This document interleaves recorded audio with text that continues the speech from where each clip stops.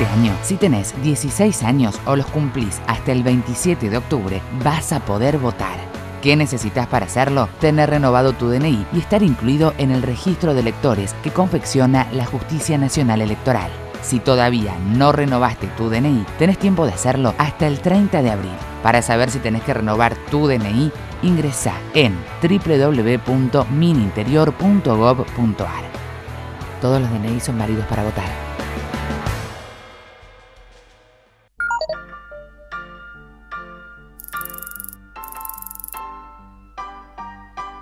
Vivir con una enfermedad crónica provoca cambios significativos en la vida de los pacientes que requieren la aplicación de estrategias de afrontamiento que permitan superar la nueva situación, mejorando el bienestar y su calidad de vida.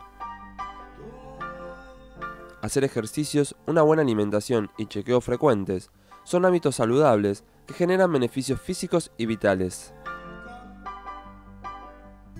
Los tres grandes factores de riesgo principales que generan la mayoría de las enfermedades crónicas son el consumo y la exposición al humo de tabaco ajeno, la mala alimentación y la baja actividad física, ¿no? Estos son problemas globales que nos está generando en la mayoría de los países un incremento sostenido de los niveles de obesidad.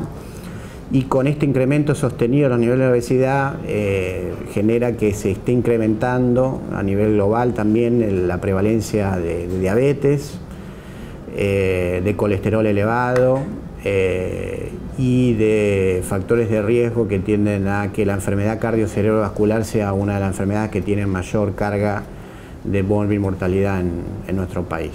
Tratemos de sacarle la cosa fuerte y negativa. Bueno, y disfrutemos, si vemos que se puede vivir igual así. Obviamente vivís de otra forma, pero se puede vivir lo más bien. Nosotros desarrollamos guías de práctica clínica para los equipos de atención primaria y los profesionales de la salud. Una guía de práctica clínica es un conjunto de recomendaciones para ayudar a los profesionales a tomar decisiones que estén más basadas en la evidencia científica, y que intentan mejorar el desempeño profesional y la calidad de atención que se brinda a los pacientes crónicos. La vida continúa, es decir, yo creo que lo más importante es que el paciente logre adaptarse. La vida con esclerosis múltiple no es lo último, no es, se puede vivir con esto, se puede alcanzar, se puede ser feliz, se puede tener una vida plena. Estamos impulsando cambios en el modelo de atención que tienen que ver con que facilite el sistema, la continuidad de los cuidados. Un paciente crónico tiene características muy particulares. En general, estamos hablando muchas veces de enfermedades que son silentes, que no dan síntomas, pero que tienen sus consecuencias a largo plazo. Y para eso el sistema de salud tiene que ser proactivo, es decir, no tiene que esperar que el paciente consulte, sino que tiene que tener un registro de los pacientes con dolencias crónicas y tener una actitud proactiva, es decir, llamarlos, irlo a buscar, tener una actitud que facilite, por ejemplo, la continuidad de los cuidados, como por ejemplo los turnos programados, la conexión con el segundo nivel de atención, es decir, todas herramientas que están intentando priorizar que la persona con enfermedades crónicas no sea una persona que pase por el sector salud y hasta que no vuelva la próxima agudización de la enfermedad crónica no vuelva. Yo para mí comer una empanada o un tomate era lo mismo y no es lo mismo. Entonces aprendí otro tipo de cosas que hasta ese momento para mí eran insignificantes. Empecé a darme cuenta lo importante que es priorizar en función de tu gente que te rodea, porque esto de que, ay, sí, yo quiero a mi familia, quiero a mis hijos, pero en definitiva no haces nada para cuidarlos. ¿Y qué es lo que no hacer nada? No te ocupas de vos. La persona con una enfermedad crónica tiene que saber que esa enfermedad lo va a acompañar el resto de su vida, por eso es muy importante que aprenda de esa enfermedad, que sea experto en su propia enfermedad y que activamente participe en el control, porque él es el principal actor para tratar de que esa enfermedad no le genere consecuencias en el futuro y de poder tener una calidad de vida lo mejor, lo más elevada posible. La vida con una enfermedad cardiovascular puede ser una vida muy feliz y muy normal, siempre que tomemos conciencia de que padecemos la enfermedad, que tenemos que hacer los controles que nuestro médico nos indica, que tenemos que tomar nuestra medicación y prevenir los factores de riesgo. Un accidente cerebrovascular, ACV, es la pérdida brusca de funciones cerebrales causada por una alteración vascular. Lo que diferencia al ACV de otros conceptos similares es la consideración de ser un episodio agudo y la afección de las funciones del sistema nervioso central. Él se levantó y se cayó, se desvaneció, digamos, pero se recuperó y volvió a caminar, pero flojo. Entonces ahí tomé el teléfono y llamé a riesgo de vida. Y ahí fue cuando me dijeron que había tenido un ataque cerebral. Sí, una vez sola, de no sé, la cara, no sé si era paralizado, pero dormido, algo así, y después... ¿Estás muy estresado todo el tiempo? Sí, muy estresado. Sí. Ahora no, pero sí. ¿Y ahora qué cambiaste? Todo. Todo, ¿no? Dibujo, pintura, todo. Pintar muchísimo y listo. Él tuvo unos meses antes como un adormecimiento en una mano, que fuimos, lo revisaron, le hicieron una tomografía, pero no daba signos de nada. En realidad tuvo los signos que después nos enteramos que son los signos que tienen que ver con el ACV. Tendemos a decir que esto no es un accidente. Hoy se tratan de utilizar otros nombres, ataque cerebral, infarto cerebral, hemorragia cerebral, porque el concepto de accidente implica por ahí que es solamente mala suerte. Y en realidad la mayor parte de las personas que sufren un accidente cerebrovascular tienen alguna causa predisponente que se llaman factores de riesgo. Es decir, existen un grupo de factores, de condiciones que predisponen o aumentan las chances de que la persona tenga un accidente cerebrovascular. El más importante de ellos es la hipertensión, y siguen el colesterol elevado, la diabetes, el tabaquismo, la vida sedentaria, las enfermedades del corazón. Al ver que no podía hacer nada, porque no hablaba, no caminaba, no nada, dije, bueno, a lo mejor con su mano le quedó algo. Tampoco se sabía si él intelectualmente cómo funcionaba. No pintaba poco. Poco, nada. El lápiz y listo. Y de a poco fue tomando vuelo con eso. O sea, empezó otra vez y ahí nos dimos cuenta que su intelecto no había sido tocado, no sé, que había estado intacto, porque el dibujo y la pintura es algo como que no pareciera que hubiera pasado nada. Uno debe aprender a vivir inicialmente con una discapacidad. A veces esa discapacidad se puede revertir con rehabilitación. Es decir, rehabilitación es recuperar habilidades, es decir, que el objetivo en la rehabilitación es que la persona vuelva a hacer cosas que antes hacía.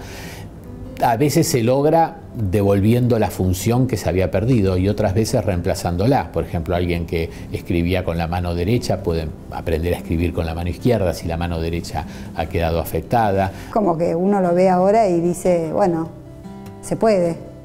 La osteoporosis es una enfermedad que afecta a los huesos y está provocada por la disminución global del tejido que lo forma. Esta afección se produce sobre todo en mujeres debido a la disminución de la producción de estrógenos por los ovarios y otras carencias hormonales.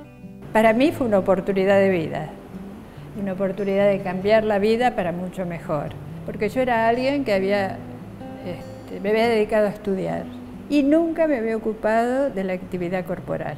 La osteoporosis es una enfermedad que se caracteriza por la pérdida del contenido de calcio del hueso. Eso hace que aumente la fragilidad y que por ende el hueso se fracture más fácil aún ante un traumatismo mínimo. Cuando me entero que tengo osteoporosis por antecedentes familiares, digo, yo tengo que hacer algo con esto, porque una cosa es el tratamiento, que sí me comprometo a seguirlo porque creo en los médicos que he consultado, y otra cosa es lo que me toca a mí. Las causas, como mencionaba, la más frecuente por lejos es que la mujer deje de menstruar alrededor de los 50 años, lo que se llama menopausia. Eso hace que se pierdan las hormonas femeninas que son protectoras al hueso y eso genera una pérdida progresiva del contenido de calcio en el hueso. Esa pérdida al principio es aceptable, nosotros la llamamos osteopenia y va acorde con la edad, pero si esa descalcificación es progresivamente mayor y va afectando ya la arquitectura del hueso, entonces ahí se llama osteoporosis. Las otras causas, como mencionaban, pueden ser drogas, algunos tratamientos, fundamentalmente los corticoides son los más famosos, o algunas enfermedades como enfermedad celíaca o enfermedades hormonales, glandulares, que también provocan descalcificación. Mi madre tuvo su primer fractura antes de cumplir 60 años y se murió no de ninguna enfermedad, se murió porque llegó un punto que se le rompían las costillas, las muñecas, era espontáneo la ruptura de sus huesos. Los tratamientos, bueno, es como sería una mesa con 4 patas, ¿no? Primero, un buen aporte de calcio, que puede ser a través de la dieta o a través de suplementos farmacológicos. Segundo, un aporte de vitamina D, que normalmente después de los 50 años nuestra producción cutánea disminuye, entonces siempre es necesario suplementarla. Tercero, actividad física, la carga mecánica es buena para que el hueso se recalcifique y para que el músculo esté fuerte, lo cual ayuda a evitar las caídas. Y por último, lo que nosotros llamamos drogas osteoactivas. Yo cuando me entero que yo la tenía y avanzada, dije, bueno, ya conozco el camino. O sigo este proceso como mi mamá, medicada, con otras, digamos, con otra connotación. Ahora estamos en otra época y hay cómo tratar la osteoporosis, afortunadamente. Pero el tema de la actividad física era fundamental. Y la parte que a mí me correspondía era esa. Y la acepté, naturalmente. Y me encantó. Hay que hacerse la idea de que es una enfermedad crónica, es una enfermedad que, digamos, que va a durar toda la vida, pero que no tiene por qué limitar la calidad de vida de los que la padecen. Yo, en realidad, opté hace bastante tiempo por una dieta básicamente de cereales integrales. Digamos, en mi mayoría sigo la macrobiótica. Entonces, colaboro con eso, colaboro con la cantidad de lácteos que necesito tomar y con la actividad física y cumplir el tratamiento. Esto es lo que hay que hacer.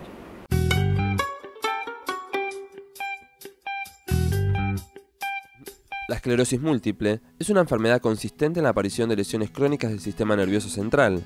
Se considera que no tiene cura, aunque existe medicación eficaz. Por el momento, las causas exactas son desconocidas, pero es un campo activo de investigación. Me diagnosticaron a los 34 años. Yo venía con ciertos problemas de equilibrio y demás, y bueno, fui a un neurólogo y me mandó a hacer una resonancia y bueno, me dijo sí, se confirmó el diagnóstico que yo preveía. La esclerosis múltiple es una enfermedad cuya causa no conocemos todavía. Sabemos sí que hay varios factores que influyen en ella. Uno son los factores genéticos que de alguna forma predisponen a padecer la enfermedad. Y obviamente que, bueno, que fui cambiando los valores, porque yo antes por ahí era, por ejemplo, a ver, era re obsesiva con la limpieza. Y estaba todo el día con el trapito y después dije, no, esto es lo más importante soy yo, ¿viste? Ya es como que esas cosas pasaron a segundo plano. Y bueno, y me fui concentrando más en disfrutar y en parte, por ahí en disfrutar de cosas chiquitas, ¿no? De cosas, no sé, de un hermoso día de sol, o salía a pasear con amigos. Sabemos sobre el mecanismo de la enfermedad, sabemos que es una enfermedad inmunológica, donde determinadas células del sistema inmunológico ingresan al sistema nervioso central y ahí producen el daño a diversas estructuras, fundamentalmente la mielina, que es una sustancia que recubre las fibras nerviosas, de alguna manera como que las protege y acelera la transmisión del impulso nervioso. Fundamentalmente tuve que cambiar la parte física, digamos, porque bueno, porque mi enfermedad, hay diferentes tipos de esclerosis. Yo tengo la forma progresiva secundaria, entonces mis limitaciones empezaron de a poco, siempre hablando de la parte motriz, porque bueno, te puede afectar de 1000 formas. Entonces a mí fundamentalmente me afectó la parte motriz, los miembros inferiores y un poco los superiores. Los mensajes que transcurren, que circulan, digamos así, en el sistema nervioso, se ven afectados, enlentecidos y a veces interrumpidos, lo cual va a llevar a síntomas de la enfermedad, que son extremadamente variados, desde problemas para caminar, inestabilidad, debilidad muscular en los miembros, trastornos esfinterianos, trastornos sexuales, visión doble, dificultades de memoria.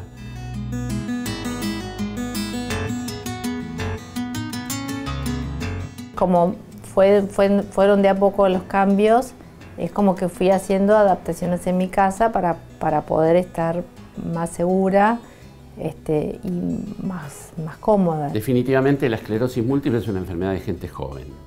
Entre los 20 y 40 años es el pico de mayor frecuencia de la enfermedad. Y esto es un dato muy importante porque justamente la enfermedad aparece en un periodo muy crítico de la vida de la persona, donde probablemente esa persona está en pleno desarrollo de su familia, de su trabajo, de sus objetivos personales, estudios, y realmente esta enfermedad impacta fuertemente desde lo personal, lo psicológico, lo laboral, lo familiar. Desde lo emocional, digamos, es un poco lo que te decía antes, ¿no? Aceptar la enfermedad que uno tiene, bueno, y darte cuenta que, bueno, que tenés un montón de cosas y un montón de recursos. Bueno, y la enfermedad existe, sí, pero está ahí, no estás todo el tiempo pensando en ella. El tratamiento se divide, yo diría, en 3 aspectos. Uno es el tratamiento de las recaídas, es decir, cuando el paciente empeora. En esas circunstancias, lo que más usamos son los corticoides. Y el objetivo es que esa recaída sea más corta.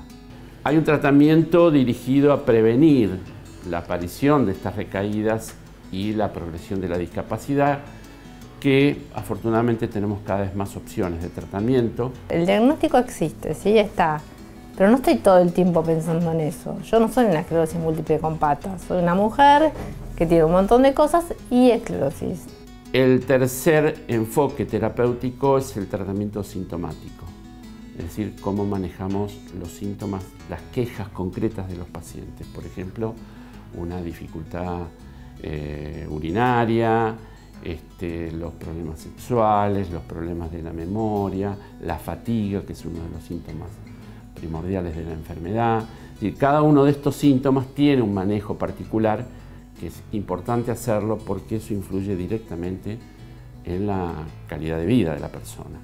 Y un aspecto más del tratamiento es la rehabilitación física y psicológica de la persona, es decir, tratar de mejorar en lo posible sus defectos, su discapacidad, potenciar las habilidades que le quedan, a fin de que pueda tener una vida más plena. Hay tratamientos como más o menos como para pasarla mejor o como para que las cosas que te vengan no sean tan fuertes, pero sinceramente en este momento, después de mucho tiempo que hice tratamientos, es como que ahora dije, no, basta. A ver, me dedico a disfrutar y listo. Y ya sé que no es que hay un medicamento que me va a curar y yo no lo estoy tomando. El trasplante de médula ósea es un procedimiento mediante que se destruye la médula ósea de un paciente y la cambia por precursores nuevos. Estas células trasplantadas repueblan la médula ósea y reanudan la producción de glóbulos y plaquetas. Mis papás averiguaron cómo era el tema del trasplante. Acá no me lo podían hacer porque mi hermano no es compatible al 100% y acá no se hace si no es compatible. Y bueno, digamos que se empezó una búsqueda desde muy chica a ver dónde se podía hacer todo. Y bueno, encontraron que en Italia había un doctor llamado Lucarelli, que es una eminencia hoy en día, junto a su mano derecha Pietro Sodani, que fue el que me realizó el trasplante, que bueno, realizan estos trasplantes que no es de 100% compatible y lo hacen con células madres.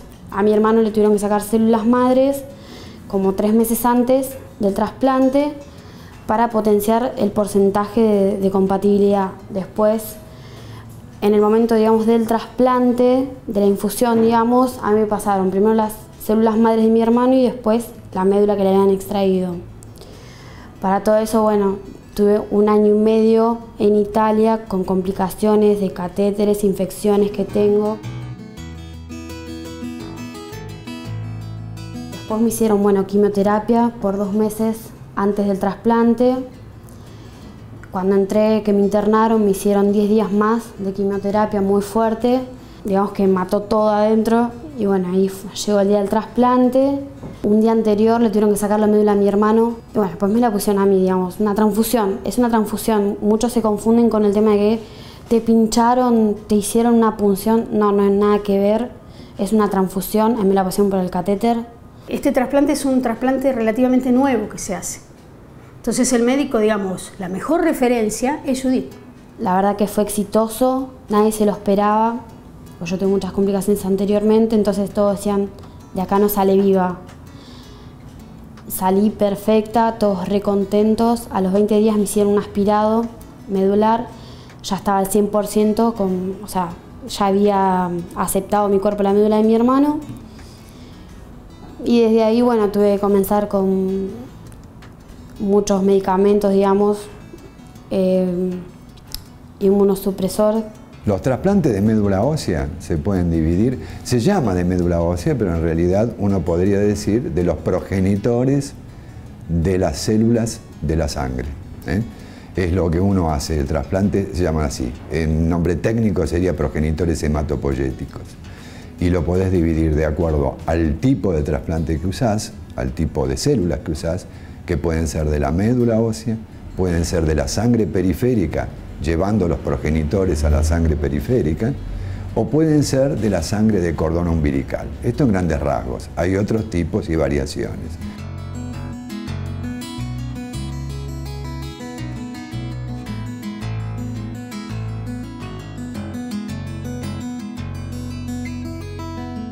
El objetivo de un trasplante, que es lo importante, es reemplazar una médula ósea parcial o totalmente enferma o deficiente por una médula ósea normal o por células madres normales, que las tiene un donante sano, en su gran mayoría hermano, familiar idéntico o a veces no emparentados o sangre de cordón. Mi hermano la verdad que la pasó también el difícil. A él le tuvieron que poner un catéter acá en la pierna porque no encontraban venas tampoco. Y sí, la pasó bastante difícil. Unas inyecciones que le dieron para estimular más células madres lo hacía estar mal. O sea, se sentía mal, se sentía débil, estaba muy pálido. Las defensas tardan meses en normalizarse. Pero muchos, y una gran mayoría que antes no se podían curar, ahora se curan de las enfermedades que antes eran incurables. Digamos que esta posibilidad siempre la supe, digamos. Pero cuando tuve la edad, digamos, de razonar un poco más, dije, bueno, me lo quiero hacer. Pero sí, fue duro tomar la decisión de decir, me lo hago. Es una cosa bastante dura, psicológicamente, físicamente. Muchos hacen una vida totalmente normal como si no hubieran pasado absolutamente nada. Otros tienen complicaciones parciales, algunas son mínimas y otras son un poco mayores. Yo creo que la reflexión mayor es darle valor realmente a las cosas que corresponden. Y ahora estoy feliz de la vida. Sí, tengo que seguir tomando unos remedios que me molestan, digamos. Me están tomás eso, pero no, nada que ver la vida a lo que era antes, nada que ver. Uno tiene que tirar para adelante y luchar. Luchar por lo que quiere, y si es la vida de un hijo, más todavía. Y si es la vida de uno también, obvio. O sea, no dejar de caerse ni deprimirse, y vas a tener, la mamá o el papá o quien sea va a tener momentos como tuve yo, de depresión, de caerse, pero volverse a levantar y salir caminando. Y hoy en día pienso, soy feliz como estoy, con lo que pasé, con lo que vivo y con lo que voy a vivir.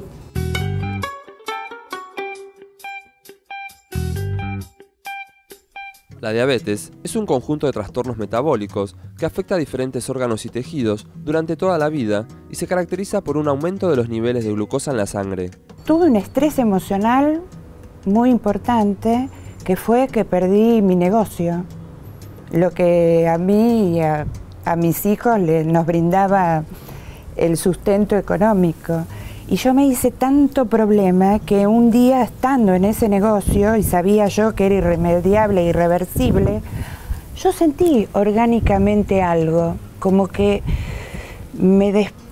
como viste un bajón de presión. Yo dije, me bajó la presión, pero no era la presión, porque al otro día comencé a tener estos síntomas tan característicos de la diabetes que yo, la verdad, los ignoraba. Esto de toda la noche tener sed, tomaba líquido y en la misma manera orinaba y aparte empecé a perder peso de un día para el otro. La diabetes, desde el punto de vista de los libros, o más bien desde las autoridades de salud, uno la tiene que definir como una enfermedad crónica, porque se extiende en el tiempo, no transmisible, o sea que es no contagiosa, que no tiene curación por el momento y no se avisora una curación por los próximos años, que afecta fundamentalmente al metabolismo. Que metabolismo hay que explicar qué es, significa el intercambio de sustancias fundamentalmente entre el exterior y las células de nuestro cuerpo y entre las mismas células del organismo. Al poco tiempo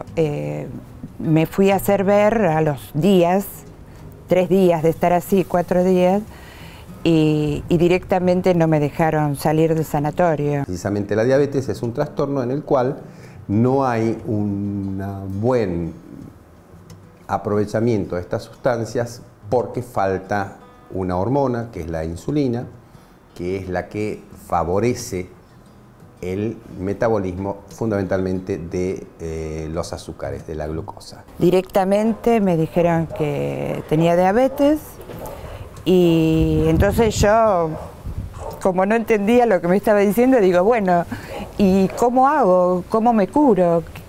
Y me dice, bueno, esto es irreversible, va a tener que cambiar hábitos, va a tener que tener medicación de por vida, pero esto es irreversible, no. Ya para toda su vida va a ser diabética.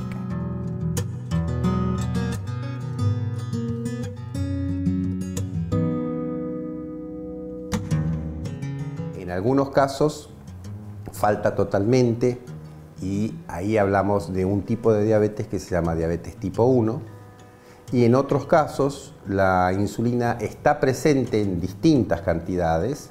Puede haber poca, puede haber normal o puede haber mucha, pero hay otro problema y es que existen trastornos en las células que impiden que la insulina pueda ejercer su efecto. Es como si las células fueran sordas para el mensaje de la insulina. Eso se llama insulinoresistencia. Y de esta manera entonces la insulina no puede actuar bien y tenemos un segundo tipo de diabetes que es la diabetes tipo 2, que es la más común y es la que afecta, yo diría, al 90% de las personas, que en general son adultos, que tienen sobrepeso, que es la que tiene características de epidemia. A mí lo que más me sorprendió de mí misma es las ganas que yo tenía de saber y de tomar este tema en mis propias manos. Existen entonces una heredabilidad o por lo menos una predisposición familiar a tener diabetes y esta predisposición se desencadena los mecanismos cuando interactúan los genes de este individuo con elementos del medio ambiente. Esto se ve mucho más en la diabetes tipo 2 que en la diabetes tipo 1. En la diabetes tipo 2 el medio ambiente es mucho más reconocido como factor desencadenante porque tiene que ver precisamente con la plétora, con lo que ingerimos de más, con el sedentarismo, con el modo de vida occidental y posmoderno y de la comida chatarra. Me empecé a capacitar. Cada médico que yo hablaba y que lo corría para que me diga algo de qué se trataba todo esto, me decía, señora, esto es cultural. Usted cuanto más sepa, mejor va a estar. Y yo decía, qué elitista, pensaba, pero no, era de empezar a leer todas esas cosas que uno tiene alrededor y que hasta ese momento las ignorás. Era cuestión de decir, bueno, cambio hábitos de vida con respecto a la alimentación. No se acaba el mundo, para nada. Lo único, esa persona tiene que hacer dieta, tiene que hacer ejercicio físico y quizás tenga que incorporar alguna medicación. Y punto. El problema está que la barrera para el diagnóstico se da por muchos lados. Se da en primer lugar por las personas que prefieren no saber. O quizás no en primer lugar, pero es un elemento importante. El hecho de que las personas no quieran saber. No es negociable para mí no mejorar mi calidad de vida. No es negociable. O sea, si a mí en algo me perjudica emocionalmente o físicamente, no lo hago. Ya está, ya lo tengo incorporado. La enfermedad celíaca es una enfermedad autoinmune que se caracteriza por una inflamación crónica de la parte próxima del intestino delgado, causada por la exposición a la gliadina, una proteína vegetal presente en el trigo, la cebada, el centeno y posiblemente la avena. La celiaquía es una alergia que tenemos en los intestinos cuando comemos gluten. Lo que hace el gluten es que las vellosidades se achiquen, se acorten, entonces los nutrientes de los alimentos no se absorben bien. La enfermedad celíaca es un trastorno de origen genético, inmunológico, donde se produce una intolerancia inmunológica a una proteína que está en unos cereales, que es el trigo, la cebada y el centeno, y que afecta el intestino delgado fundamentalmente, donde se produce el primer choque entre la inmunología y esa proteína. Lo atrofia el intestino, pero también puede producir efectos en el resto del organismo. Yo lo que tenía era anemia crónica, no tenía más que eso. No me caía mal la comida, nada. Iba a los médicos y tenía anemia, entonces me daban hierro, volvía a los 5 o 6 meses de vuelta anémica. Y nada, hablaba con la ginecóloga me decía que mis menstruaciones eran normales, que no podía ser que sea anémica, que tenga tanta anemia, porque los médicos clínicos algunos me decían que era por las menstruaciones, hasta que bueno, fue ella la que me insistió en que no podía ser, si mis menstruaciones eran normales, que tendría que haber otro motivo, y bueno, me empezaron a hacer estudios y bueno, descubrieron que era celíaca. La enfermedad afecta al 1% de la población general. Y en realidad no hay niveles, la enfermedad es una sola.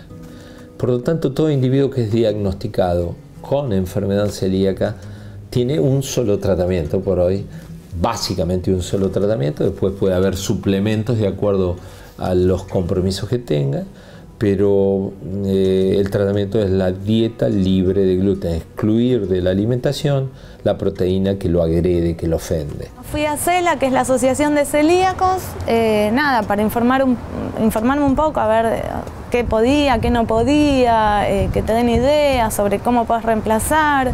Y la verdad que, nada, viste, una vez que vas metiéndote en el tema te das cuenta de que no es grave, todo se puede reemplazar, todas las comidas que hay las podés hacer, porque lo que no podemos es la harina de trigo más que nada, pero después está la de mandioca, por ejemplo el chipá, maicena, la harina de arroz, que con la mezcla de esas haces la premezcla, lo que vendría a ser una especie de harina de trigo, y nada, y después puedes hacer galletitas con solo harina de arroz, alfajorcitos de maicena.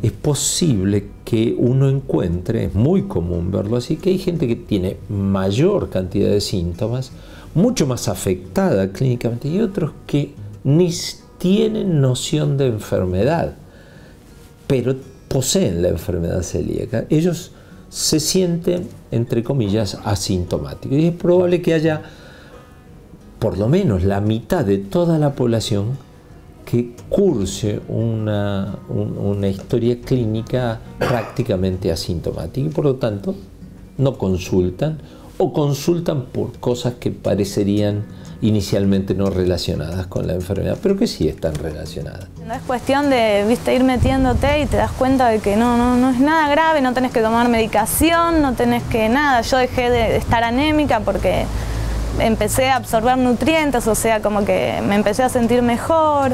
Primero el paciente tiene que tener alerta en relación a la enfermedad celíaca, pero tal vez el punto más importante que la alerta la tenga el médico.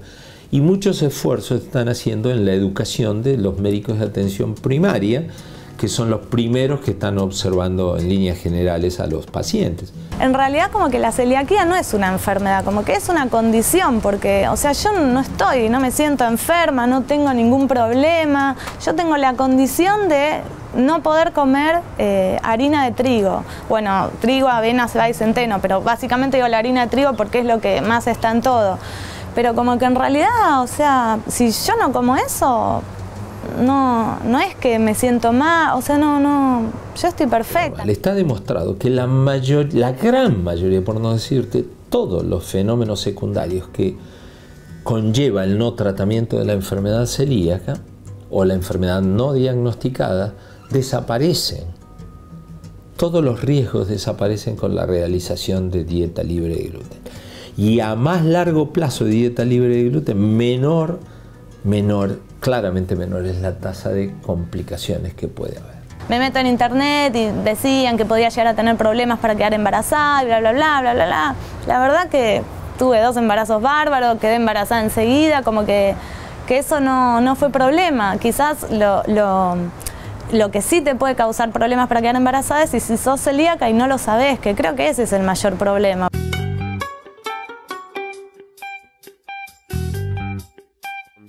La insuficiencia cardíaca es la incapacidad del corazón de bombear sangre en los volúmenes más adecuados para satisfacer las demandas del metabolismo.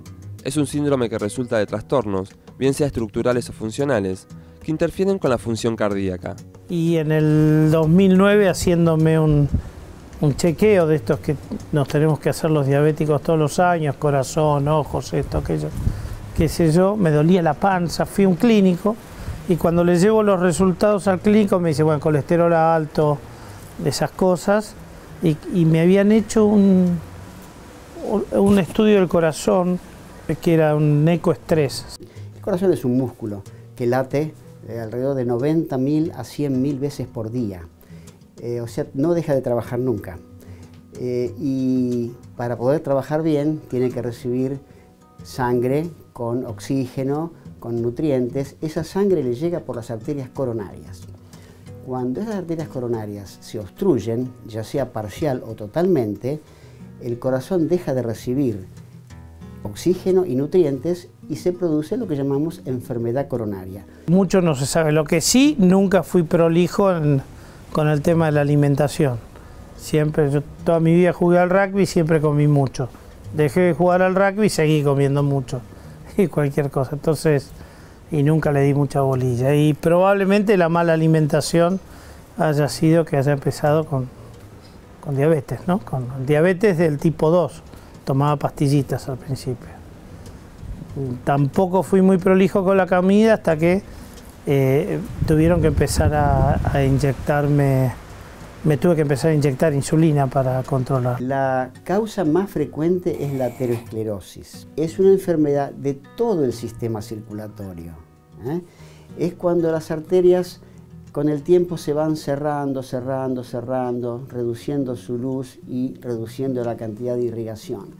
Hay aterosclerosis en el corazón también. Como dije hace un rato, cuando las arterias coronarias comienzan a obstruirse es por aterosclerosis. Y las causas de la aterosclerosis son los llamados factores de riesgo cardiovascular. Le llevo los resultados al clínico, me dice, bueno, colesterol alto, de esas cosas, y me habían hecho un estudio del corazón que era un ecoestrés, se llama, que es algo que viste la ergometría, que te subís a una bicicleta y te miden a ver cómo anda tu corazón. Comida acá en casa, le dije, no me interno. Y sí, te tengo que internar porque tenés una, no me acuerdo cómo se llamaba, isquemia. El colesterol alto es uno de los factores de riesgo cardiovascular. El tabaquismo es otro factor de riesgo cardiovascular. La presión arterial alta también. Y hay otros, como por ejemplo la obesidad, la falta de actividad física, o sea, el sedentarismo, el estrés emocional. Todos estos que se llaman factores de riesgo cardiovascular, cuando se van sumando, aumentan cada vez más el riesgo que tiene una persona de tener aterosclerosis. Y bueno, tal es así que yo ahora prácticamente todos los días o 2 veces por semana o 3 veces por correr. La hipertensión arterial es una enfermedad crónica caracterizada por un incremento continuo de las cifras de la presión sanguínea en las arterias. La hipertensión arterial se asocia a tasas de mortalidad considerablemente elevadas, por lo que se considera uno de los problemas más importantes de salud pública.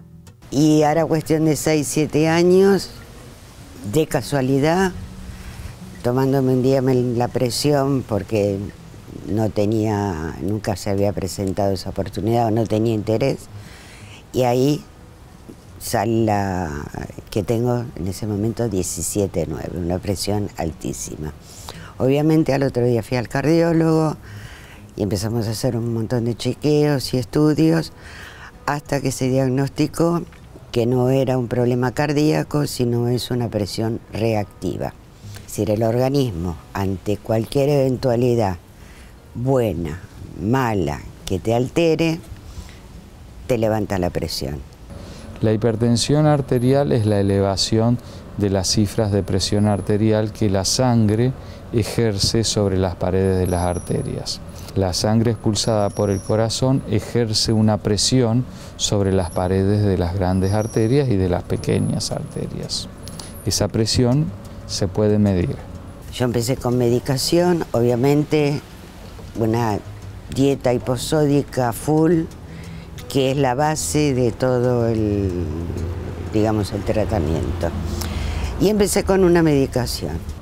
Normalmente debe ser menos de 120 cuando el corazón se contrae, milímetros de mercurio, y menos de 80 milímetros de mercurio cuando el corazón se relaja. Si la presión que ejerce la sangre sobre las paredes arteriales supera cuando el corazón se contrae 140 milímetros de mercurio o 90 milímetros de mercurio cuando el corazón se relaja, se habla de hipertensión arterial. Yo el año pasado tuve un pico muy alto de presión. Tuve 21,11. Se me durmió la cabeza, la mitad de la nariz. Lo aconsejable en ese momento es ir a un hospital.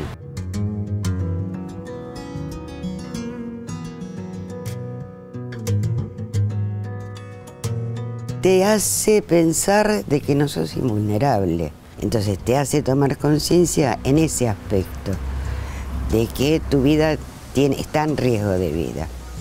Pero si no, tomar los recaudos necesarios. Cuando la sangre circula por las arterias a una presión mayor que 140-90, está claramente demostrado que lesiona, que agrede las paredes de las arterias. Y cuando agrede las paredes de las arterias, existe el riesgo de que una persona desarrolle una complicación cardiovascular o renal. El estrés, yo creo que es uno de los factores el cual influye muchísimo para que uno esté más expuesto todavía. ¿Cómo haces para que el estrés no te afecte en este momento? Es un tema bastante complicado. Pero bueno, es un ejercicio. Podemos decir claramente que esta es una enfermedad de los malos hábitos de vida, porque si solo existieran factores genéticos, pero una persona tuviera buenos hábitos de vida, es altamente probable que esta enfermedad no se desarrolle. No hay mucho más secreto que cuidarse. Y lo fundamental para mí es la medicación y la dieta. Otra no hay. Acá no hay mucha historia. Cuidarse.